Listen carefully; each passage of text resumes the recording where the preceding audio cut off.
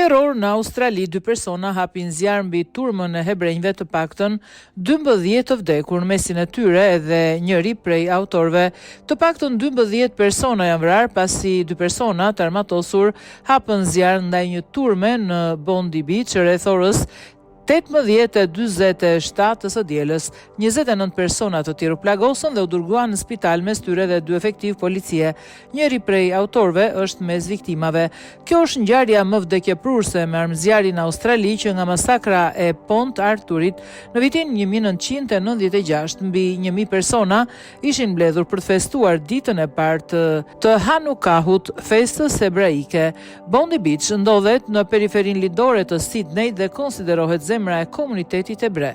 Policia Walesit të Riu Gore e ka shpallur ngjarjen si akt terrorist. Policia konfirmoi se një i dyshuar është ndaluar dhe ndodhet në gjendje të rëndë shëndetësore, ndërsa një tjetër është vrarë në vendngjarje. Autoritetet po hetojnë edhe mundësinë e përfshirjes së një personi të tretë, njëri prej sulmuesve ishte i njohur për autoritetet.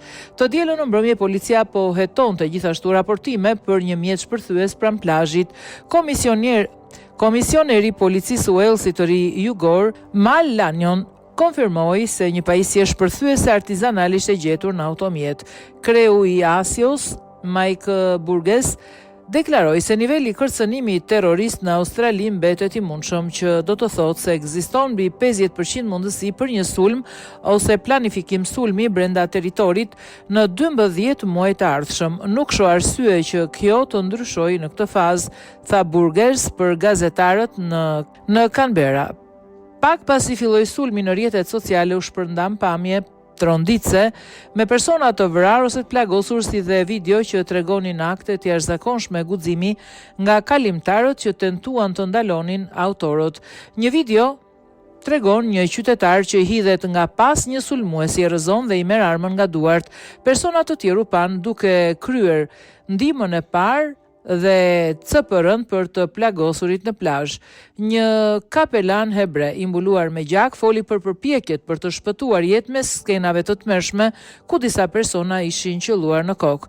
Njerëzit u përpoqën të largoheshin, por disa të moshuar nuk ishin në gjendje të vraponin. Kryeministri Anthony Albanese i përshkroi pamjet si tronditse dhe shqetësuese. Mendimet e mia janë me çdo të prekur, tha ai. Pas sulmit, ai thiri një mbledhje emergjente të Komitetit të Sigurisë Kombëtare të Kabinetit. Albanese mori një raport paraprak nga zëvendës komisioneri në detyrë i Policisë Federale Australiane, Nigel Ryan, dhe nga kryeministri i Walesit të Riu Gore, Chris Minns, i cili gjithashtu thiri një mbledhje urgjente të kabinetit shtetëror. Kryeministri u mbrojt ndaj kritikave se nuk ishte marrë mjaftueshëm seriozisht antisemitizmin. Australia është më e fortë se ata që kërkojnë të na friksojnë. Do të ketë drejtësi dhe do ta kalojmë këtë së bashku, shpreh Albanese. Ka net që plagosin shpirtin e kombit ton në këto momente errësire. Duhet të jemi drita njëri tjetrit dhe të mbajmë fort vlerat e vërteta të vendit që duam.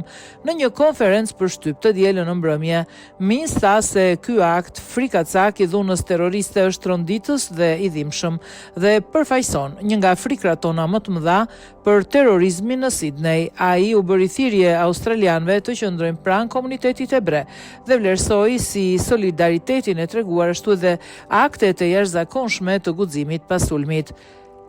Lanyon bëri thirrje për qetësi, duke theksuar se ky nuk është moment për hakmarrje. Ai siguroi se autoritetet do të hetojnë çdo pistë për të vënë përpara drejtësisë përgjegjësi dhe për të parandaluar sulme të tjera. Këto lloj veprimtarie të turpshme dhe përdorimi i dhunës ndaj qytetarëve të pafajshëm janë të papranueshme për Walesin e Riu Gore, tha ai. Deputetja e pavarur federale Allegra Spender, e cila përfaqëson zonën e Bondit në distriktin Entworth, shpreu gjithashtu tronditjen dhe dhimbjen e saj. Edhe liderja e opozitës Susan Ley reagoi duke thënë se Australia është në zi të thellësonte pasi dhuna e mbushur me urrejtje goditi në zemër të një komuniteti ikon australian, Bondin. Sot qëndrojmë së bashku si australian kundër urrejtjes në këtë moment tragjik, shpreh ajo. Në një deklaratë, presidenti i Izraelit Isaac Herzog tha se zemra jon ndalet për një çast. Ai bëri thirrje qeverisë australiane të ndërmarrë veprime kundër valës së madhe të antisemitizmit që po përfshin shoqërinë australiane. Këshilli i imamëve të Australisë dënoi ashpër sulmin. Këto akte dhune dhe krime nuk kanë vend në shoqërinë tonë. Ata që janë përgjegjës duhet të mbajnë përgjegjësi të plotë dhe të përballen me forcën e plotë të ligjit. Zemrat, mendimet dhe lutjet tona janë me viktimat, familjet e tyre dhe gjithë ata që u prekën ose dëshmuan këtë sulm thellësisht traumatizues, thuhet në deklaratë.